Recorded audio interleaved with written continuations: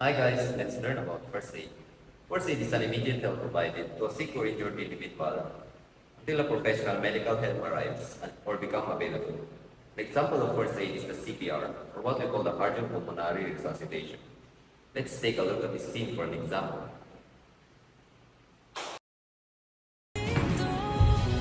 Ikat, Kai! Ang tagal-tagal na nun! Pero yung matagal na yun, nandito pa rin! That was this one mistake. Isa lang. Isa, dalawa, tatlo. Orahan lang yun. Sumasa ka pa rin sa iba. Lasing ako nun. Lintik na palusot yan. Kahit lasing ka, alam mo ang ginagawa mo. Paano mo ko nagawang lokohin? Am I not enough? Kapalit-palit ba ako? Pangit ba ako?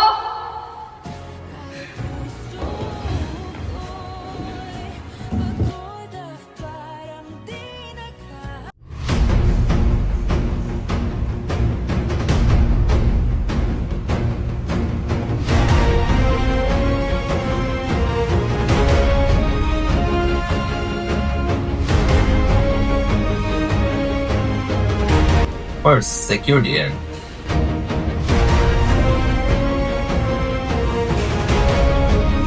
Second, you need to introduce yourself as a first aider or ask for permission. Sir, I'm Erickson Mudawan, first aider. Can I have the details? Next one is call 911. Hello 911, this is Erickson Mudawan. We need help in our program in Present 7-Eleven. There's someone here unconscious. I'm his boyfriend.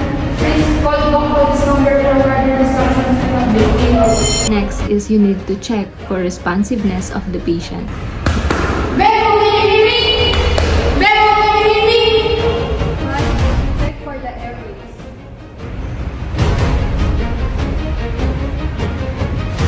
Be clear. Check the pulse and breathing. Count 1 to 10. Look, listen, and feel for signs of breathing. 1001, 1002, 1003, 1004, 1005, 1006, 1007, 2008, 2009, 2010. Negative pulse, negative breathing. Negative pulse and breathing. Proceed to CPR and give at least 120 compression. Proceed to CPR.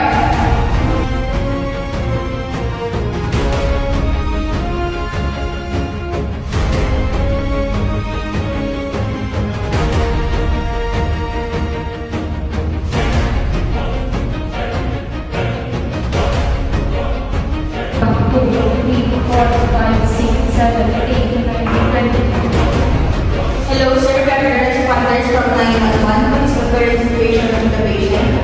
I perform CPR under pulse and breathing are valid. Okay, sir. We will now take over the patient. Next, we will now perform the low assessment.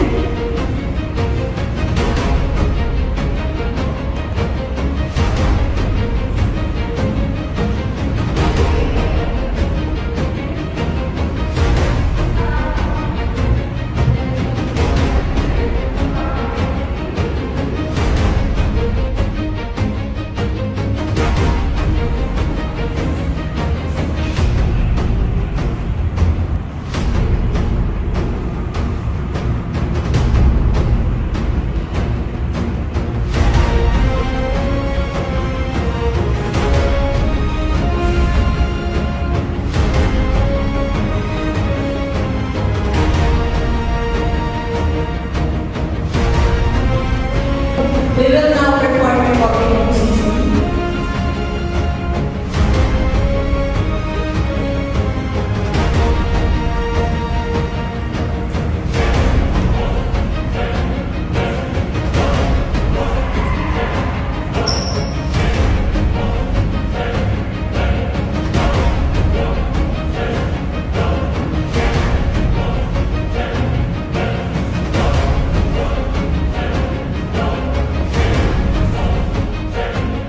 We will now carry the patient to the ambulance. Let's go.